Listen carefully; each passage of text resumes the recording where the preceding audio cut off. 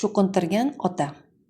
Amerikalik mashhur yozuvchi Mario Puzoning dunyoga tanitgan asari. Roman 1969-yilda chop etilgan. Asar AQShdagi eng nufuzli jinoiy sindikat Don Corleone mafiyasi haqida hikoya qiladi.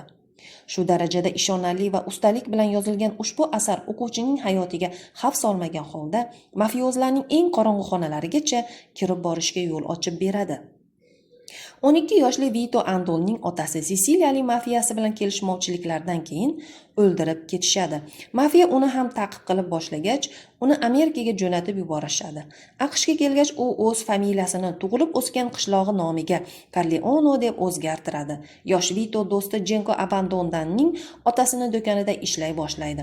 18 yoshida uylanadi. 3 yildan so'ng o'g'il farzand ko'radi. Unga Santino, ya'ni Sonny deb ism beradi.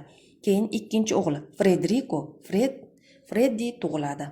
Vaqtlar o'tadi. Don Corleone 4 farzandli bo'ladi.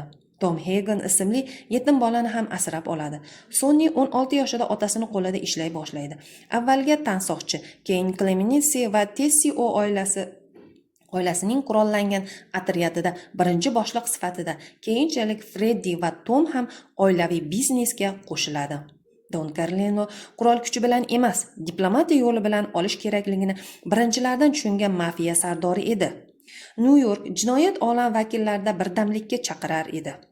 Tashqi dunyoda Ikkinchi jahon urushi boshlangan bo'lsa-da, Donni olib borilgan ishlari natijasida Amerika jinoyat olamining ichki dunyosiga nisbatan tinch edi. Faqatgina bir narsa Donni xafa qilar edi. Uning eng kichik o'g'li Michael otasining g'amxo'rligiga qaramasdan o'z xohishi bilan ko'ngillilar sifatida urushga ketadi. Urush davrida kapitan darajasigacha ko'tariladi. Urushdan qaytib kelgach, yana hech kim bilan maslahatlashmasdan universitetga o'qishga kiradi.